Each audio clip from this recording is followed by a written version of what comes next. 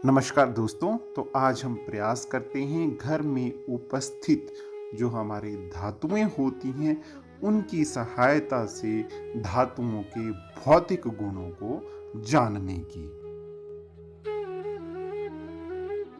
तो पहला जो इनका गुण है वो है धातुएं जो हैं चमकीली होती हैं। धातुएं जो हैं उनमें एक लश्यर होता है, मतलब वो चमकती हैं। जैसे सोना हो गया, चांदी हो गया, तांबा हो गया, लोहा। जब हम नया लोहा खरीदते हैं तो उसमें एक चमक होती है। तो धातुएं जो हैं वो चमकीली होती हैं। धातुएं अपने ऊपर पड़ने वाले प्रकाश को जो है परावर्तित कर देती हैं, जिसके कारण वो चमकती हैं। उनके जो प्रकाश को परावर्तित करने की क्वालिटी है वो काफ़ी अच्छी होती है और जो धातुएं हैं उनको पॉलिश किया जा सकता है। धातुएं आघातवर्ध्य या मैलिएबल होती हैं, अर्थात इन्हें हथौड़े से पीटकर चादर के रूप में परिवर्तित किया जा सकता है। आघातवर्ध्यता शब्द को हम देखें तो देखो, आघात होता है मारना, वर्ध्य मतलब बढ़ना। जब हम इनको पीटते हैं तो ये बढ़ती हैं, अर्थात ये चौड़ी हो जाती हैं, चद्दर के जैसे जो हैं बन जाती हैं। जब धातुओं को पीटा जाता है तो क्या होता है, वो एक पतली परत में परिवर्तित हो जाती हैं। इसको जो है हम आघातवर्ध्यता कहते हैं। देखिए, अगर हम इन तांबे की तारों को जो है हथौड़े से पीटते हैं तो क्या होता है, आप देख पा रहे होंगे कि ये जो तांबे की तारें हैं इनके जो आगे वाले सिरे हैं वो पतले और चपटे हो गए हैं। धातुओं के इसी गुण को कि जब उनको पीटा जाता है वो पतली चद्दरों में परिवर्तित हो जाती हैं, आघातवर्ध्यता कहलाता है।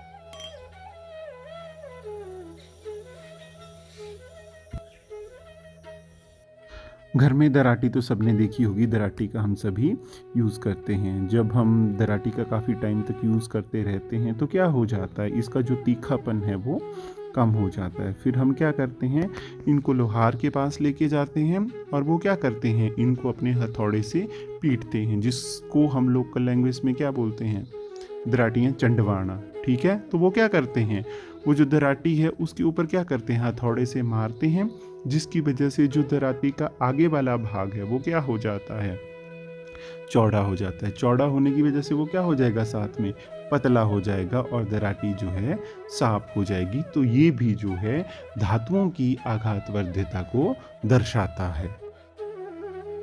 सोना और चांदी सबसे अधिक आघातवर्ध्य धातुओं में से एक है। ये जो चाक है ये देखो लाख का बना हुआ है। ऊपरी जो इसकी परत है वो गोल्ड की है, उसको जो है पीट पीट कर आघातवर्ध्यता के कारण एक उसकी सीट बना दी गई है, फिर उसे लाख के ऊपर जो है वो फिक्स कर दिया गया है। ये आघातवर्ध्यता की वजह से ही हो पाया है। उसी प्रकार जो गोल्ड की और भी ज्वेलरीज होती हैं उसमें जो है सोने को पीट पीट के जो है बहुत बड़ा आकार दे दिया जाता है, जो कि सोने के सर्वाधिक आघातवर्ध्य होने के कारण ही संभव हो पाता है। ठीक है, तो हमने वेरियस एग्जाम्पल देखे, जैसे सोना देखा, चांदी देखा, लोहा देखा, वो आघातवर्धनीयता को दर्शाते हैं। आघातवर्धनीयता के कारण ही जो है एल्यूमिनियम की ये फॉइल बनाई जा सकती हैं। एल्यूमिनियम को पीट पीट के बहुत चौड़ा कर दिया जाता है और ये पतली पन्नियाँ बनाई जाती हैं जिनमें कि हम भोजन को रैप कर सकते हैं। धातुएं जो होती हैं वो तन्य होती हैं, उनमें ड्यूक्टैलिटी होती है, अर्थात धातुओं को जो है लंबे तारों में खींचा जा सकता है। 1 ग्राम चांदी से जो है 2 मीटर लंबा तार खींचा जा सकता है।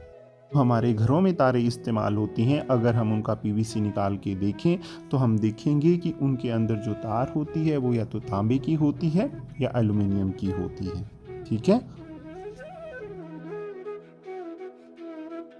धातुएं कठोर होती हैं, हार्ड होती हैं तभी तो उनको पीट के जो है उनसे चद्दरें बनाई जा सकती हैं। ठीक है, इसलिए धातुओं से जो है ग्रिल हो गया, हमारा गेट हो गया, वो बनाए जाते हैं। धातुएं कठोर होती हैं इसलिए उनसे जो है वेरियस औजार भी बनाए जाते हैं। धातुएं ध्वनिक या सोनोरस होती हैं, मतलब जब वो किसी कठोर सतह से टकराती हैं तो आवाज पैदा करती हैं। जैसे कि इस ब्रॉच के या फिर जो हमारी पाजेब होती है उनके जो घुंघरू होते हैं आवाज पैदा करते हैं।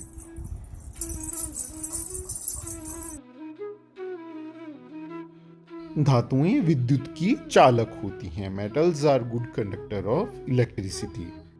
देखिए, जो टेस्ट पेन होता है उसका आगे का भाग लोहे का बना होता है जो कि एक मेटल है। पीछे का भाग जो है विद्युत रोधक का बना होता है ताकि हमें करंट ना लगे। जैसे ही हम टेस्ट पेन को सॉकेट में डालते हैं और स्विच ऑन करते हैं तो हमारी जो लाइट है, बल्ब जो है एलईडी, वो जलने लगता है। ठीक है, तो ये दर्शा रहा है कि लोहा जो है विद्युत को अपने में से गुजरने दे रहा है, अर्थात जो लोहा है वो विद्युत का चालक है। उसी प्रकार से जो हमारी धातुएं होती हैं वो विद्युत की चालक होती हैं। धातुएं जो हैं ऊष्मा की चालक होती हैं। Metals are good conductor of heat, मतलब वो ऊष्मा को अपने में से जाने देती हैं। जैसे हम धातु से रखे बर्तन को गैस पर रखते हैं, बर्नर पर रखते हैं, तो बर्नर से जो ऊष्मा है वो धातु के बर्तन से होते हुए भोजन तक पहुंच जाती है। ठीक है, और भोजन पक जाता है। अगर ये बर्तन जो है ये ऊष्मा का कुचालक होता तो जो ऊष्मा है वो बर्नर से जो है भोजन तक नहीं पहुंचती और भोजन जो है नहीं पकता। तो हम कह सकते हैं कि जो धातुएं होती हैं वो ऊष्मा की सुचालक होती हैं। टाइम पे पानी को गर्म करने के लिए हम जिस बर्तन का इस्तेमाल करते थे उसे हम तरमेड़ा बोलते हैं, क्योंकि वो तांबे का बना होता है। और आपको शायद से पता ना हो कि तांबा जो है ऊष्मा की सबसे अच्छी सुचालक धातुओं में से एक है। सबसे अधिक सुचालक तो चांदी है, पर चांदी के बर्तन तो बना नहीं सकते क्योंकि वो बहुत कॉस्टली होंगे।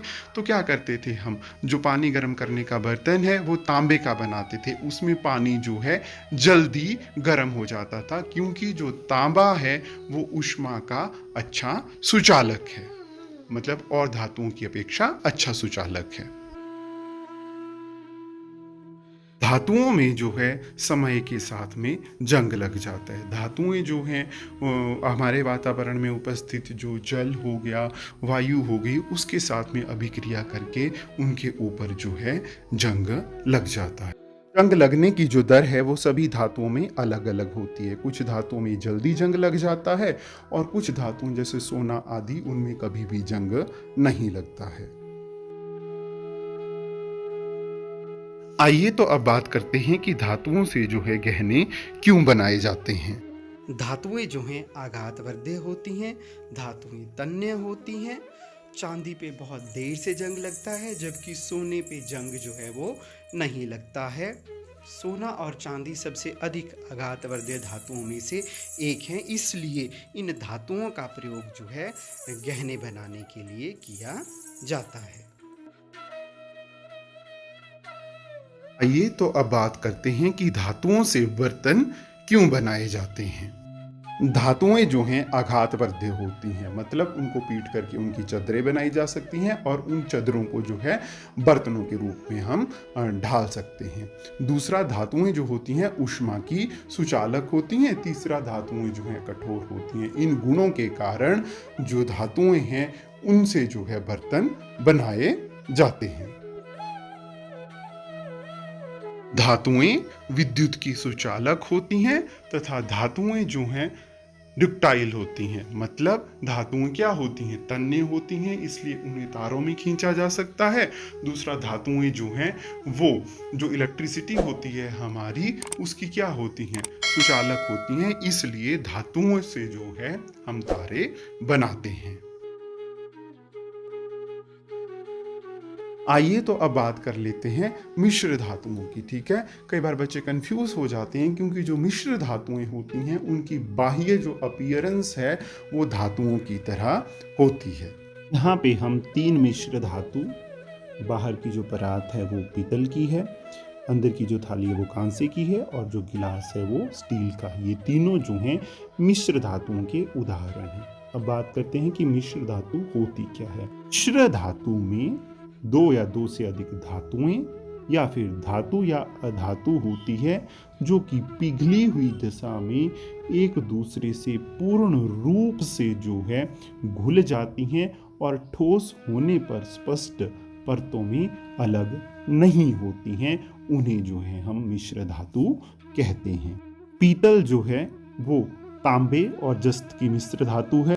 सा जो है वो तांबे तथा टिन की मिश्र धातु है। स्टील जो है वो लोहे और निकल की मिश्र धातु है। कई जगहों पे जो है धातुएं शुद्ध रूप में प्रयोग में नहीं लाई जा सकती थी, अतः दो या दो से अधिक धातुओं को मिलकर के जो है मिश्र धातु बनाई जाती है, जिसमें दोनों धातुओं के गुण होते हैं तथा उनके गुण जो हैं जैसे कठोरता हो गया या कोई और जो गुण होता है वो धातुओं के कंपैरिजन में सुपीरियर या अच्छा होता है, इसलिए मिश्र धातुएं जो हैं बनाई जाती हैं।